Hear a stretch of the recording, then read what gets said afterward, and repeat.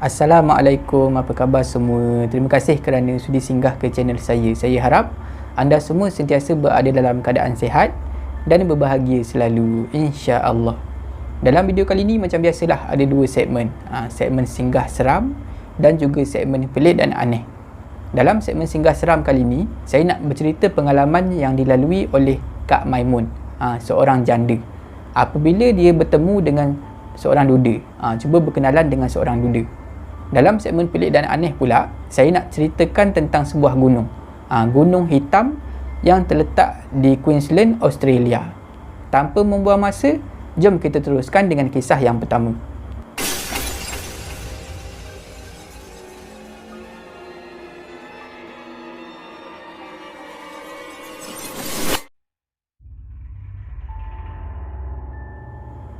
Selamat datang ke segmen singgah seram.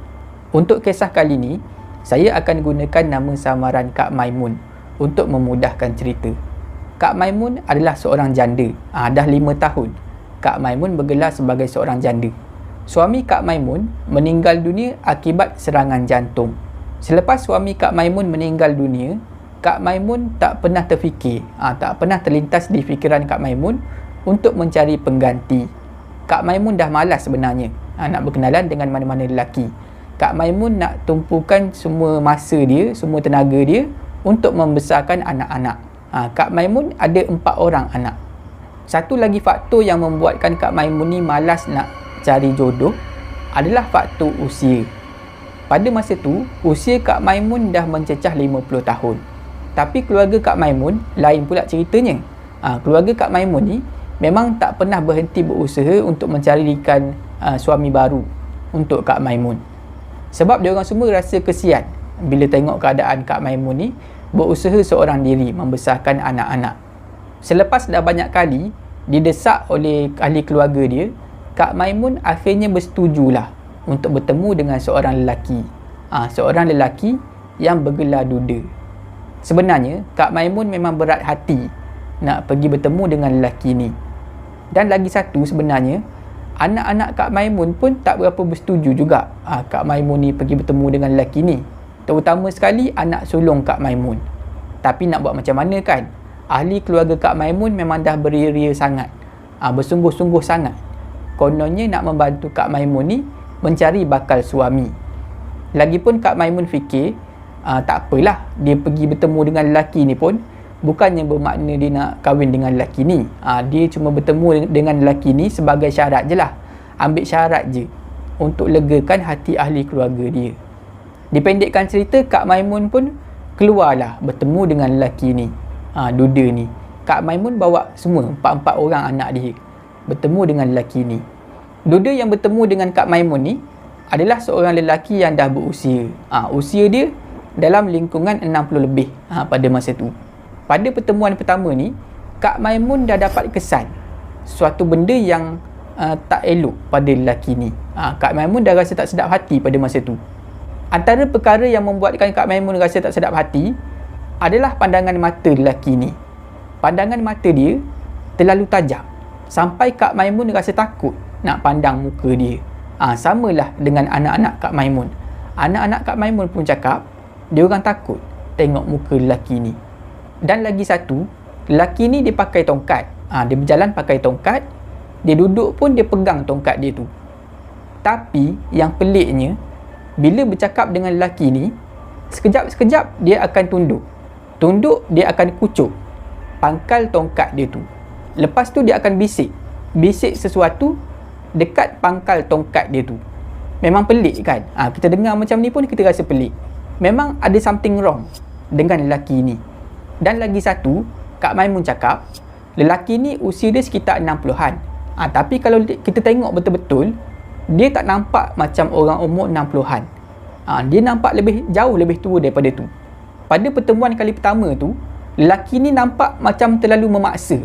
Memaksa Kak Maimun untuk berkahwin dengan dia. Masa dia orang bertemu tu, lelaki ni dah siapkan tarikh perkahwinan dia orang. Dan lelaki ni bagi tahu apa yang Kak Maimun perlu lakukan bila dah berkahwin dengan dia. Lelaki ni cakap, bila Kak Maimun dah berkahwin dengan dia, Kak Maimun perlu tinggal dengan dia. Perlu berpindah rumah, pindah ke rumah dia. Tak apalah, yang tu boleh terima. Tapi yang tak boleh terimanya, lelaki tu cakap Kak Maimun tak boleh bawa anak-anak dia 4 orang ni tinggal bersama-sama dengan dia orang. Ada ke patut? Memang tak patutlah. Kalau lelaki tu nak berkahwin dengan Kak Maimun, lelaki tu perlu terima anak-anak Kak Maimun sekali. Bukan Kak Maimun saja. Sebab itulah Kak Maimun terus putuskan dekat situ. Dia cakap dia tak terima. Dia tak terima lelaki ni. Dekat situlah berakhirnya pertemuan Kak Maimun dengan duda tu. Beberapa hari selepas pertemuan tu, Kak Maimun mula mengalami gangguan. Gangguan pertama yang Kak Maimun alami adalah dalam bentuk mimpi. Hampir setiap malam, bila Kak Maimun tidur, Kak Maimun akan bermimpi didatangi oleh seorang lelaki. Lelaki yang bertongkat. Lelaki yang bertongkat ni, dia ambil tongkat dia tu, dia baling ke arah Kak Maimun. Tapi setiap kali lelaki tu baling tongkat, Kak Maimun akan lari dan mengelak. Jadi tak pernah kenalah tongkat tu. Macam itulah mimpi Kak Maimun. Tapi Kak Maimun tak dapat cam muka lelaki tu. Selain daripada tu, Kak Maimun juga selalu diganggu daripada bilik dia. Kak Maimun selalu terdengar pada waktu malam tingkap bilik dia berbunyi-bunyi. Seperti ada orang cuba nak umpil, nak buka tingkap dia daripada luar. Macam itulah bentuk gangguan yang dialami oleh Kak Maimun pada peringkat awal. Makin lama gangguan yang dialami oleh Kak Maimun makin bertambah. Antara gangguan lain yang dialami oleh Kak Maimun adalah sakit kerongkong. Kerongkong Kak Maimun ni rasa seolah-olah seperti terbakar. Bila Kak Maimun nak menelan apa-apa, nak makan, nak minum, memang tak boleh. Akan terkeluar semula. Kak Maimun akan termuntah. Muntahkan balik apa-apa yang ditelan. Bila dah jadi macam tu, tak boleh makan, tak boleh minum, badan Kak Maimun menjadi bertambah kurus. Dan selain daripada tu, Kak Maimun mengalami masalah tidur. Dia tak boleh tidur pada waktu malam. Jadi makin lama, keadaan kesihatan Kak Maimun makin merosot, makin teruk. Tapi, macam mana sekalipun, Kak Maimun tetap bersyukur. Sebab anak-anak dia tak ada seorang pun yang diganggu. Dia seorang saja yang menerima gangguan yang teruk macam tu. Masa terus berlalu. Keadaan Kak Maimun ni masih lagi sama. Tak sembuh-sembuh. Sakit aja memanjang. Pada satu hari, Kak Maimun terima satu panggilan telefon. Kak Maimun pun angkatlah panggilan tu. Kak Maimun dengar suara lelaki tu, suara duda tu di hujung talian. Lelaki tu bertanya satu soalan kepada Kak Maimun. Dia bertanya dalam nada yang menyindir. Dia tanya Kak Maimun. Dia tanya sihat ke tak. Bila Kak Maimun dengar pertanyaan tu, bulu roma Kak Maimun serta-merta meremang. Kak Maimun pun letak panggilan, letak telefon. Sejurus selepas Kak Maimun letak telefon tu, Kak Maimun terus pengsan, tak sedarkan diri. Bila Kak Maimun tersedar, Kak Maimun tengok anak-anak dia dah ada di sekeliling dia. Dan pada masa tu, masa dia mula-mula tersedar tu, dia rasa sangat-sangat tak sedap badan. Sangat-sangat lembik, sangat-sangat tak larat. Dan pada masa itulah, Kak Maimun termuntah. Tapi muntah ni bukan muntah biasa. Kak Maimun muntah darah. Darah yang berwarna hitam. Warna merah dicampur dengan warna hitam. Seumur hidup Kak Maimun tak pernah muntah darah. Itulah kali pertama. Bila Kak Maimun muntahkan darah tu, keluar darah dan juga cair yang berwarna hitam daripada mulut dia, anak-anak Kak Maimun semuanya menutup hidung. Sebab darah yang keluar daripada mulut Kak Maimun ni, yang bercampur dengan cecair yang berwarna hitam tu, berbau sangat-sangat busuk. Sangat hanyir, sangat busuk. Anak-anak Kak Maimun ni semuanya tak tahan dengan bau busuk tu. Busuk sangat. Lepas tu lah, lepas mengalami muntah darah tu, Kak Maimun rasa dah tak tahan. Dah teruk sangat gangguan ni. Akhirnya Kak Maimun buat keputusan untuk minta tolong dengan seorang ustaz, supaya datang ke rumah, ubatkan dia dan tolong tengok-tengokkan rumah tu, tolong bersihkan rumah tu. Dipendekkan cerita, datanglah seorang ustaz ni ke rumah Kak Maimun. Masa mula-mula ustaz tu sampai, nak masuk ke dalam rumah, Kak Maimun terperasan sesuatu. Muka ustaz ni mula-mula tenang aja, macam biasa je. Tapi bila Kak Maimun buka pintu, muka ustaz tu berubah menjadi pucat. Bila Kak Maimun nampak ustaz tu jadi macam tu, Kak Maimun rasa bertambah takut. Memang nampak sangat, jelas sangat ada benda tak kena dalam rumah tu. Dan benda tu bukan biasa-biasa. Kak Maimun masih ingat lagi apa yang ustaz tu cakap. Ustaz tu cakap, dalam rumah Kak Maimun ni ada ramai orang. Dan bila orang tu semua nampak ustaz ni datang, orang-orang tu semua berlari masuk ke dalam bilik Kak Maimun. Perkataan orang dekat sini yang ustaz ni gunakan bukanlah orang yang sebenar, tapi merujuk kepada makhluk-makhluk halus yang ada dalam rumah Kak Maimun. Rupanya ada banyak makhluk halus yang berkeliaran dalam rumah Kak Maimun. Ustaz tu lagi, ada pihak yang cuba buat benda tak elok lah pada Kak Maimun. Kemudian ustaz tu sarankan kepada Kak Maimun supaya berpindah keluar daripada rumah tu, bawa anak-anak sekali, berpindah buat sementara waktu lah. Kak Maimun pun terimalah saranan ustaz tu. Kak Maimun bawa anak-anak dia semua berpindah, menumpanglah di rumah saudara mara buat sementara waktu. Tapi yang peliknya, Kak Maimun cakap masa dia tinggal di rumah saudara mara tu, dia langsung tak sakit. Tak ada sakit kerongkong, malam tidur tak ada mimpi, elok aja. Dan masa Kak Maimun dan anak-anak dia menumpang di rumah saudara mara ni, Kak Maimun dapat tahu pasal lelaki tu, pasal duda tu. Rupanya lelaki ni dia terkenal dengan tabiat yang suka membela makhluk halus. Dan tujuan sebenar dia nak mengahwini Kak Maimun ni adalah untuk memberikan belaan dia ni tuan baru. Maknanya bila dia berkahwin dengan Kak Maimun, dia akan pas beberapa belaan dia kepada Kak Maimun, supaya Kak Maimun ni jadi tuan baru kepada belaan-belaan dia. Nasib baik Kak Maimun menolak. Memandangkan Kak Maimun dah tolak lamaran lelaki ni jadi berdendam dengan Kak Maimun. Sebab itulah dia sihir Kak Maimun. Dia hantar sihir dan dia hantar makhluk halus belaan dia ke rumah Kak Maimun. Selamat datang ke segmen Pelik dan Aneh. Dalam segmen Pelik dan Aneh kali ni, saya nak ceritakan tentang sebuah gunung. Gunung Hitam, Black Mountain, yang terletak di Cookstown, Queensland, Australia. Gunung Hitam ataupun Black Mountain ni, dia bukan sekadar nama. Kalau kita tengok daripada jauh, memang nampak betul-betul warna hitam gunung ni. Sekali pandang, gunung ni biasa je, nampak biasa je. Dipenuhi dengan batu-batu granit yang membentuk gua-gua kecil, yang menjadi habitat bermacam-macam haiwan liar seperti katak bukit, ular dan juga kelawar. Tapi sebenarnya gunung ni menyimpan satu misteri yang tak pernah terungkai. Sebab apa misteri ni tak pernah terungkai? Sebab kebanyakan orang yang masuk dalam gua ni semuanya hilang. Kalau ada yang berjaya keluar pun, dia sama ada menjadi hilang akal, menjadi gila, ataupun sakit, sampailah akhirnya mati juga. Jadi tak pernah ada siapa yang dapat menceritakan apa yang sebenarnya berlaku dalam gua ni. Pada tahun 1877, ada seorang pengembara melalui kawasan Gunung Hitam tu, menaiki kereta kuda dia. Masa dia lalu dekat situ, tiba-tiba roda kereta kuda dia tu tertanggal. Jadi dia pun turun nak baiki roda kereta kuda dia tu. Itulah kali terakhir orang ternampak kelibat pengembara tu bersama dengan kuda dia. Keesokan harinya, orang cuma nampak ada kereta kuda tu je. Kereta kuda dan juga roda kereta kuda tu. Dia hilang, pengembara tu hilang, sekali dengan kuda-kuda dia hilang. Hilang tanpa jejak. Bila orang cuba menjejak tapak kaki dia, tapak kaki pengembara ni dan tapak kaki kuda dia tu, orang tak dapat kesan ke mana hilangnya dia dan juga kuda dia ni. Seolah-olah pengembara ni dan kuda dia lesap macam tu saja. Langsung tak nampak kesan dimakan oleh haiwan liar ke apa-apa, tak ada kesan darah, hilang gaib macam tu saja. Tak tahu apa yang dah jadi dekat pengembara tu bersama dengan kuda dia.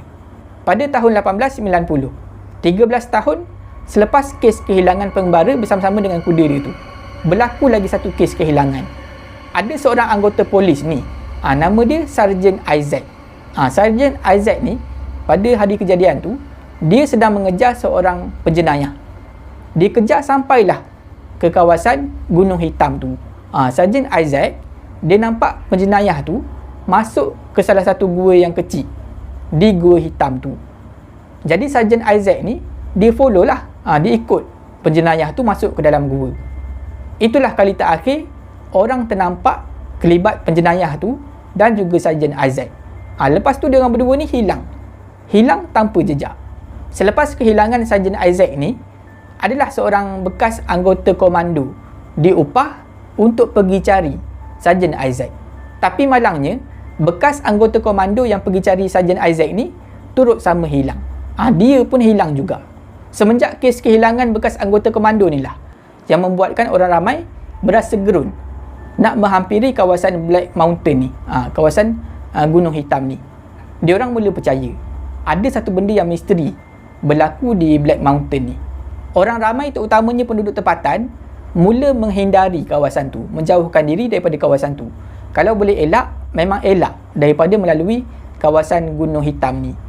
Tapi walaupun Gunung Hitam ni dah dapat reputasi macam tu, digeruni oleh orang ramai, masih ada yang berani menghampiri Gunung Hitam ni. Antaranya adalah seorang lelaki yang bernama Henry Owen. Henry Owen ni datang ke kawasan Gunung Hitam tu untuk memburu lembu liar. Walaupun Henry Owen ni dah dihalang oleh kawan-kawan dia dah larang lah dia pergi kat situ. Tapi Henry Owen ni masih lagi berkeras nak pergi juga ke kawasan Gunung Hitam tu nak memburu lembu liar. Rakan-rakan Henry ni tak boleh nak buat apalah. Ada orang pun menunggulah Henry ni balik. Akhirnya sampai ke malam, Henry tak balik. Kawan-kawan Henry pun buatlah laporan polis. Lepas rakan-rakan Henry dah buat laporan polis, pihak polis pun hantarlah 2 orang anggota untuk pergi mencari si Henry ni. 2 orang anggota ni dilengkapi dengan peralatan yang lengkap lah. Jadi masuklah 2 orang anggota pencari ni masuk ke dalam kawasan Gunung Hitam tu, masuk dalam kawasan gua. Lebih kurang setengah jam lepas tu, hanya seorang saja anggota pencari tu yang berjaya keluar. Itu pun dalam keadaan yang merangkak. Anggota yang lain yang berada dekat luar gua tu semuanya berasa panik melihat keadaan anggota pencari ni, yang seorang ni yang berjaya keluar, yang merangkak ni. Anggota pencari yang keluar ni, yang merangkak ni, kelihatan dalam keadaan yang sangat panik, sangat ketakutan. Bila anggota pencari ni ditanya, disoal apa benda yang dah berlaku, dia tak boleh nak menjawab. Dia hanya menjerit-jerit, meronta-ronta macam orang histeria. Dan tak lama lepas tu, anggota pencari yang berjaya keluar ni, yang merangkak keluar ni, menghembuskan nafas terakhir, meninggal dunia dalam keadaan tak sempat nak bagi tahu apa-apa informasi, apa-apa maklumat tentang apa sebenarnya yang dah berlaku dalam gua di Gunung Hitam tu. Pada tahun 1932, berlaku sekali lagi kes kehilangan di kawasan Gunung Hitam ni. Ada seorang pengkaji ni, nama dia Henry Page. Henry Page ni, dia nak mengkaji kes-kes kehilangan yang pernah berlaku dekat situ. Tadi sebenarnya, masa yang kes orang pergi cari lembu liar tu, nama dia bukan Henry Owen. Nama dia adalah Harry Owen. Yang kes 1932 ni, barulah nama dia Henry Page. Jadi Henry Page ni, dia pergilah ke kawasan Gunung Hitam tu nak kaji pasal kes kehilangan. Tapi akhirnya dia sendiri hilang. Bila dah kecoh pasal kehilangan pengkaji yang bernama Henry Page ni, adalah 2 orang pemuda daripada suku kaum orang asli di kawasan tu yang menawarkan diri untuk pergi cari pengkaji ni. 2 orang pemuda orang asli ni sangat tinggi ilmu kawasan tu. Maknanya 2 orang pemuda ni, dia tahulah selok-belok di kawasan tu, terutamanya di kawasan hutan.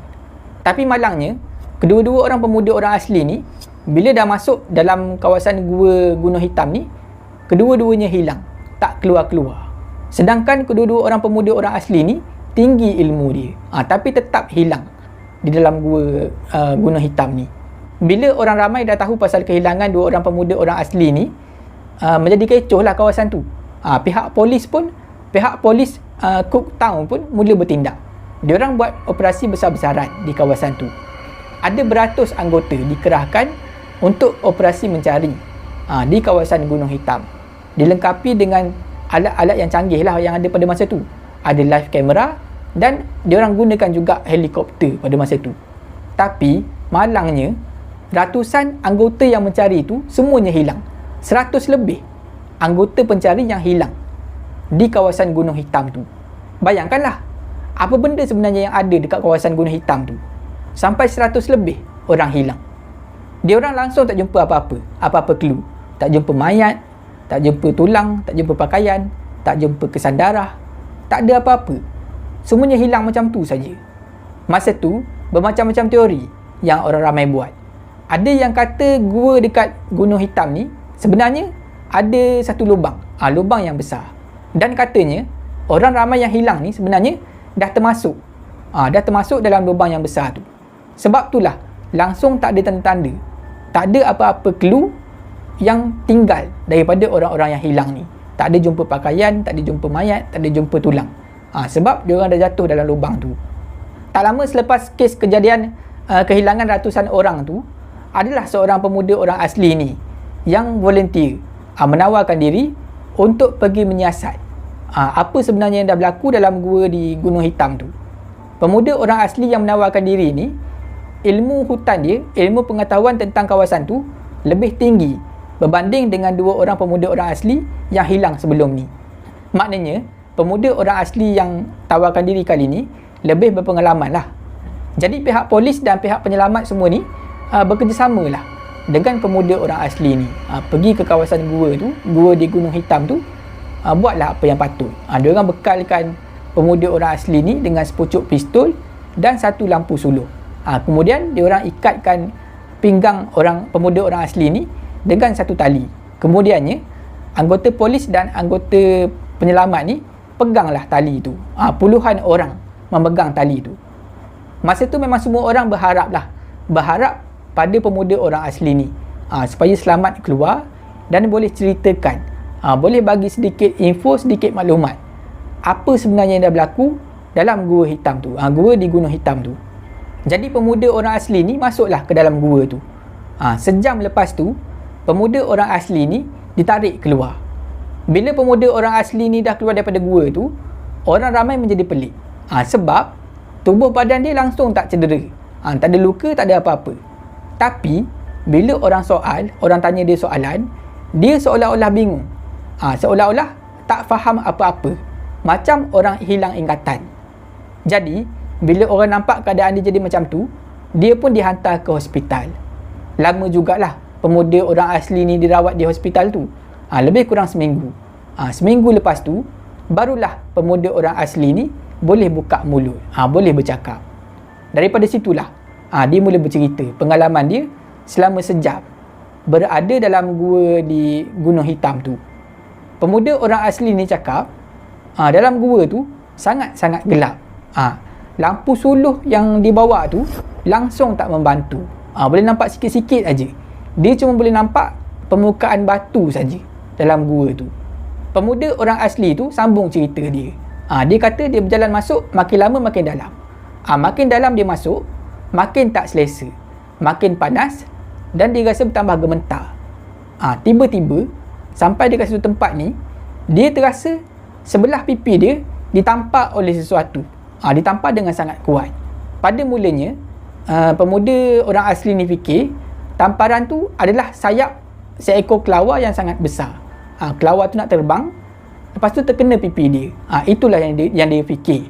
Tapi bila dia dongak ke atas, dia tak nampak apa-apa. Dan tiba-tiba dekat muka dia ni ada terkena satu benda yang busuk. Bila dia pegang, dia rasa benda tu seolah-olah macam najis lah. Dan pada masa yang sama, dia terdengar satu bunyi mendesis yang sangat kuat. Bunyi macam tu, bunyi macam ular. Masa tu dia mula teringat ular-ular hitam yang dia pernah jumpa di luar kawasan gua tu, kawasan Gunung Hitam tu.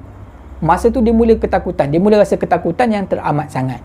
Badan dia mula menggeletar dan dia mula keluarkan pistol. Sepucuk pistol yang pihak polis bagi pada dia. Tapi pada masa tu dia nak tembak, tapi dia tak tahu nak tembak ke arah mana. Sebab tak pasti bunyi mendesis tu datang daripada arah mana, sebab gelap sangat dekat dalam tu. Pada masa itulah dia terasa tali di pinggang dia ni ditarik keluar. Sedar-sedar dia dah berada di luar gua, di depan pintu gua, dan dia dah tak ingat apa benda yang dah berlaku tadi. Itulah apa yang diceritakan oleh pemuda orang asli tu. Jadi daripada apa yang pemuda orang asli ni cakap, memang misteri tu masih lagi tak terungkai lah. Orang ramai masih lagi tak tahu apa sebenarnya yang berlaku dalam gua di Gunung Hitam ni.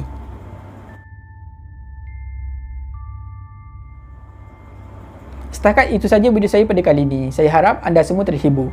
Jika anda suka video ni, jangan lupa like, share dan komen video ni. Jangan lupa subscribe dan tekan butang loceng untuk dapatkan notifikasi video saya yang seterusnya. Bagi anda yang nak berkongsi kisah seram, boleh hantar ke alamat email yang tertera dekat bawah.